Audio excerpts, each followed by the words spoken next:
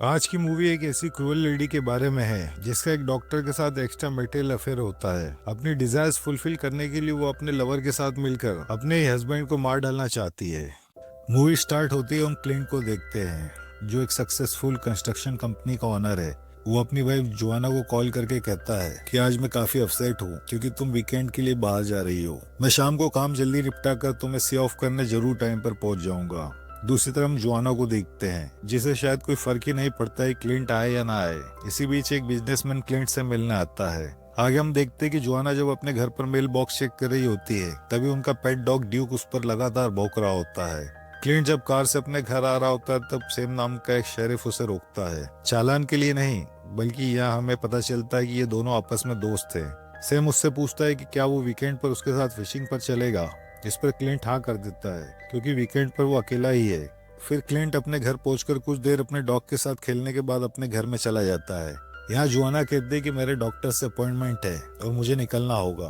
Clint उसे बताता है कि आज एक बिजनेसमैन ने मेरी कंस्ट्रक्शन कंपनी खरीदने के लिए $15 लाख ऑफर किए हैं पर मैं इसे बेचना नहीं चाहता। यहाँ जोआना कहते हैं कि यह बहुत बड़ा अमाउंट है, तुम्हें एक बार इस पर सोचना चाहिए। क्लिंट कहता है कि मैं अपने बिजनेस को बेचकर करूंगा क्या। जोआना कहता है कि वापस हम न्यूयॉर्क शिफ्ट हो जाएंगे। ये बातचीत धीरे धीरे बहस में बदल जाती है। क्लिंट कहता है कि एक बेहतर जिंदगी जीने के लिए वो न्यूयॉर्क छोड़कर यहाँ 2000 किलोमीटर दूर आकर बसे थे। मैंने तुम्हारे लिए ये ड्रीम हाउस बनाया था, हम अपने बच्चों की परवरिश यहीं करेंगे। जोआना उसे ताना मारते हुए कहती है कि किन बच्चों की बातें कर रही हो, परवरिश करने के लिए बच्चे होने भी चाहिए। इतने टाइम से हम ट्राई कर रहे हैं पर अभी तक बच्चे हुए कहाँ हैं। क्लिंट उसकी बातें सुनकर काफी हर्ट होता है और जोआना उसके बाद अपनी कार में बैठकर वहां से चली जाती है। आगे हम क्लिंट और सैम को फिशिंग करते हुए देखते हैं। वो सैम को अपनी परेशानी के बारे में बताता है। वो कहता है कि जोआना शहर में पली बड़ी है और उसे यहाँ अच्छा नहीं लगता।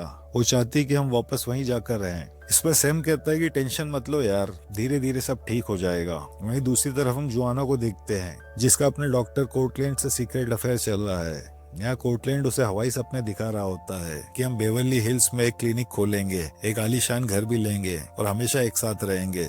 वो बातों ही बातों में जोआना को बताता है कि उसने मछली में से एक खास तरह का जहर तैयार किया है जो किसी को भी देने पर उसे इंस्टेंटली हार्ट अटैक हो जाता है। ये दोनों यहाँ मिलकर क्लिंट को मारने का प्लान बनाते हैं ताकि वो उसकी कंपनी बेचकर एक साथ अपनी एक नई जिंदगी शुरू कर सके। वो जोआना को जहर की बोतल देकर समझाता है कि ये पूरा देना होगा ताकि एक ही बार में काम तमाम हो जाए। घर आने पर जोआना जहर की बोतल को डस्टबिन में छुपा देती है पर यहाँ हम देखते हैं कि बोतल लीक कर रही है। बाद में जब क्लिंट घर आता है तो जोआना डिनर रेडी कर रही होती है। वो कहता है कि मैं कुछ देर वर्कशॉप में काम करूंगा, फिर हम साथ में डिनर करते हैं। पर ग्राइंडर की आवाज से जोआना खींचने लगती है और उसे वो जहर की बोतल याद आती है। वो जहर को एक वाइन के ग्लास में मिला देती है पर तभी क्लिंट वहां आ जाता है। वो दोनों ग्लास उठाकर टेबल पर रख देता है। अब यहाँ जोआना घबरा जाती है क्योंकि दोनों ग्लास में से किसमें जहर है ये उसे भी नहीं पता। क्लिंट चीयर्स करके अपनी वाइन पी लेता है और जोआना को पीने के लिए कहता है पर यहाँ जोआना बहाने बनाने लगती है। पर तभी अचानक क्लिंट को हार्ट अटैक आ जाता है और वो गिर जाता है। वो जोआना से हेल्प मांगता है पर जोआना उसे अपने सामने ही तड़पते हुए देखती है, यहाँ तक कि वो ये भी कहती है कि मर जाओ तुम। बाद में वो कोर्टलैंड को कॉल करके बताती है कि काम हो चुका है। कुछ ही देर बाद सैम और कोर्टलैंड वहां पहुंचते हैं। क्लिंट को इसे देखकर सैम को बहुत बुरा लगता है क्योंकि उसने सपने में भी कभी नहीं सोचा था कि उसका दोस्त इतनी कम एज में हार्ट अटैक से मारा जाएगा। यहीं हमें वो जहर की बोतल भी दिखाई देती है जो लगभग सैम के पैरों में आते आते रह जाती है। जब सैम पूछता है कि क्या ऑटोप्सी करवानी है तभी कोर्टलैंड कहता है कि इसकी जरूरत नहीं, आजकल किसी भी एज ग्रुप के लोगों को हार्ट अटैक आ जाता है और ये नॉर्मल है। यहाँ से सीन शिफ्ट होता है मुर्दा घर पर जहाँ कई सारी लाशें रखी हुई हैं। तभी हम एक लाश में हलचल देखते हैं। जी हाँ, ये क्लिंट की ही लाश है। अगली सुबह जब क्लिंट के फ्यूनरल की तैयारियां चल रही होती है तब कोर्टलैंड कॉल करके कहता है कि जोआना बिना किसी लेप के जल्दी से जल्दी फ्यूनरल कराना चाहती है। उसका बजट भी कम है तो जो सबसे सस्ते में हो जाए वैसा अरेंजमेंट कर दो। फिर वर्कर्स फ्यूनरल के लिए एक पुराना सा कबाड़ ताबूत लाते हैं और थोड़ी मरम्मत करके उसमें क्लिंट को रखकर फ्यूनरल के लिए भेज देते हैं। यहाँ हम ड्यूक को देखते हैं जो लगातार भौंक रहा होता है। पिछली जब जोआना क्लिंट पर फूल चढ़ाने जाती है तब वो और भी एग्रेसिव बिहेव करता है। जोआना यहाँ रोने और दुखी होने की नौटंकी करती है ताकि किसी को कोई शक ना हो सके। उसी रात को हम जोआना और कोर्टलैंड को बाथ टब में अय्याशी करते हुए देखते हैं। वो बात कर रहे होते हैं कि सब कुछ कितनी आसानी से निपट गया। बाहर तेज बारिश के साथ बिजली कड़क रही होती है और ड्यूक बुरी तरह से रो रहा होता है, जिससे जोआना का दिमाग खराब हो जाता है। वो बंदूक लेकर ड्यूक को मारने जाती है। पिंजरा खोलकर वो जैसे ही ड्यूक पर गोली चलाती है, निशाना चूक जाता है। ड्यूक वहां से भागकर सीधा क्लिंट की कब्र पर पहुंचता है। और अब यहाँ कहानी में असली ट्विस्ट आता है। हम देखते हैं कि क्लिंट अभी तक जिंदा है। आखिर ये हुआ कैसे? आपको याद है क्या? कोर्टलैंड जोआना को जहर की बोतल देते हुए कहा था कि ये पूरा जहर देना, पर डस्टबिन में बोतल लीक होने की वजह से क्वांटिटी कम हो गई थी। जहर का असर कम होते ही क्लिंट होश में आ गया है। बारिश का पानी रिसते हुए ताबूत में उस पर टपकने लगता है। वो समझ जाता है कि वो अभी कहाँ है। वो पूरी ताकत से ताबूत के ढक्कन पर मुक्के मारता है। हमने देखा था कि ताबूत किस कंडीशन में था, इसलिए क्लिंट उसे तोड़ने में कामयाब हो जाता है और फाइनली बाहर आ जाता है। क्लिंट को जहर के असर के कारण कमजोरी महसूस हो रही थी और वो मुश्किल से खड़ा हो पा रहा था। चारों तरफ देखने पर उसे ड्यूक अपने पास खड़ा दिखाई देता है। फिर दोनों एक साथ मिलकर घर की तरफ निकल पड़ते हैं। जैसे तैसे लड़खड़ाते हुए वो घर तक पहुंच जाता है। डोर लॉक होने के कारण वो विंडो पर जाता है और यहाँ का नजारा देखकर उसके पैरों के तले जमीन खिसक जाती है। कोर्टलैंड के चले जाने पर वो बेसमेंट की विंडो तोड़कर अंदर आता है। वो सीढ़ियों से ऊपर जाने की कोशिश करता है, पर कमजोरी के चलते वो लड़खड़ा कर गिर जाता है। अब वो सुबह तक यहीं छुपे रहने का फैसला करता है। अगली सुबह जोआना क्लिंट के वकील से मिलती है, जो क्लिंट के रखे हुए डॉक्यूमेंट्स के बारे में बताता है।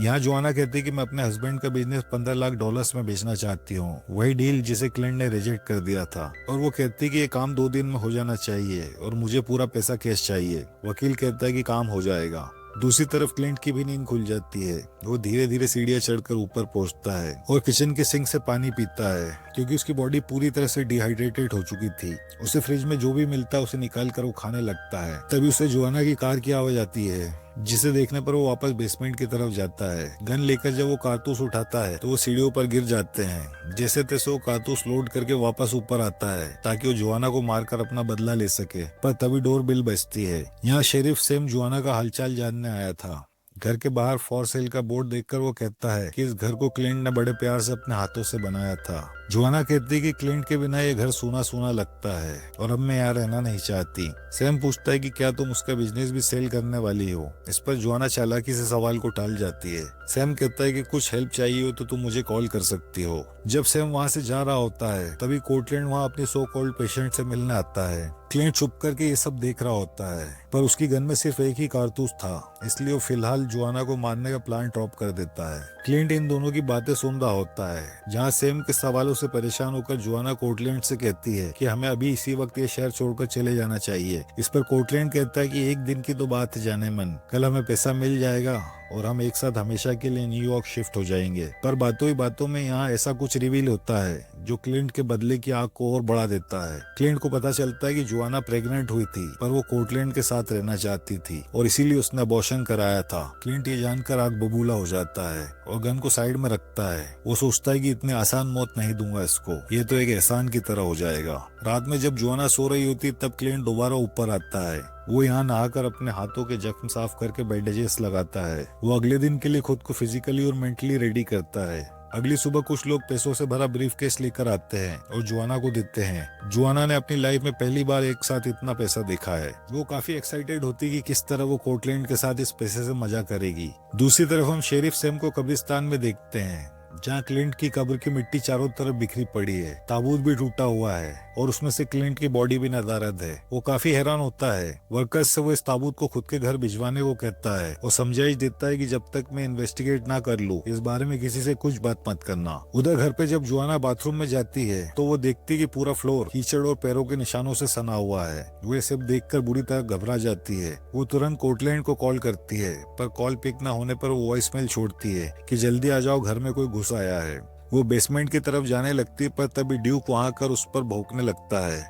वो धीरे धीरे पीछे हटती है और बेसमेंट का गेट खोलकर गन निकाल लेती है। लोड करके जैसे ही फायर करने वाली होती है तभी अचानक मास्क पहनकर क्लिंट सामने आ जाता है और घबराहट में फायर होते ही वो बेसमेंट की सीढ़ियों से लुढ़कते हुए नीचे जा गिरती है और बेहोश हो जाती है। यहाँ क्लिंट बाहर से डोर लॉक करके चला जाता है। क्लिंट बेसमेंट की सभी विंडोज पर बाहर से पट्टियां ठोक देता है ताकि जोआना बाहर ना निकल सके। दूसरी तरफ हम कोर्टलैंड को उसी जहर के इंजेक्शन के साथ देखते हैं जो जहर क्लिंट को मारने के लिए इन्होंने यूज किया था। मतलब साफ है कि वो जुआना को भी ये जहर देकर पूरा पैसा अकेले हड़पना चाहता है। घर से निकलने के पहले वो वॉइसमेल चेक करता है तो उस पर उसके मकान मालिक का वॉइसमेल होता है कि तुमने पिछले 6 महीनों से किराया नहीं दिया है, जल्दी से जल्दी दो वरना मैं लात मारकर तुम्हें बाहर निकाल दूंगा। यहाँ हमें कोर्टलैंड की फाइनेंशियल कंडीशन का पता चलता है। उसने अपने मतलब से जुआना को झूठे प्यार के जाल में फंसा रखा है। जब वो जुआना के घर पहुंचता है तो उसे वो नहीं दिखती। वो अपने हाथ में वही इंजेक्शन लिए जुआना को आवाज देता है, पर जब वो बेडरूम में जाता है तो उसे वही पैसों से भरा ब्रीफकेस दिखाई देता है।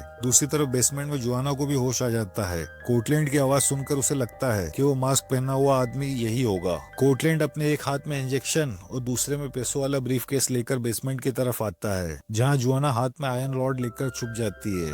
कोर्टलैंड जैसे ही वहां आता है तो वो उसके सिर पर रॉड मार देती है। कोर्टलैंड गिर जाता है और इंजेक्शन दूर जाकर गिरता है। जुआना ब्रीफकेस लेकर ऊपर की तरफ भागती है, पर तभी क्लिंट वहां आकर दोबारा डोर लॉक कर देता है और यहाँ जुआना समझ जाती है कि कोर्टलैंड वो मास्कमैन नहीं था। फिर हम क्लिंट को लकड़ी के पट्टियां लाते हुए देखते हैं और दूसरी तरफ कोर्टलैंड भी होश में आ जाता है। जुआना उसे सॉरी कहती है और बताती है कि किसी ने उन दोनों को बेसमेंट में कैद कर दिया है और मुझे लगा था कि वो मास्कमैन तुम हो। यहाँ कोर्टलैंड अपनी लॉयल्टी दिखाने के लिए सारे पैसे जमीन पर पटक कर नाटक करता है कि मैं तुम्हें सच्चा प्यार करता हूँ, अगर तुम कहो तो मैं अभी के अभी इन सारे पैसों में आग लगा सकता हूँ। जुआना उसके गले लग जाती है और उससे माफी मांगती है। ये लोग गन फायर से लॉक तोड़ने की कोशिश करते हैं, पर कारतूस में गन पाउडर के अलावा कुछ भी नहीं होता। कोर्टलैंड बंद की हुई विंडो तोड़ने की कोशिश करता है, पर क्लिंट का वफादार ड्यूक पहले से ही तैनात मिलता है, जिसे देखकर ये लोग पीछे हट जाते हैं। दूसरी तरफ क्लिंट अपना बदला लेने की तैयारी में लग जाता है। वो पूरे घर को एक ट्रैप में बदल देता है, जिसका शिकार बनेंगे ये दोनों। इन्हें यहाँ फंसे हुए तकरीबन 8 घंटे हो जाते हैं। कोर्टलैंड को लगता है कि मास्कमैन जरूर शेरिफ सैम होगा, जो पैसों के लिए ये सब कर रहा है।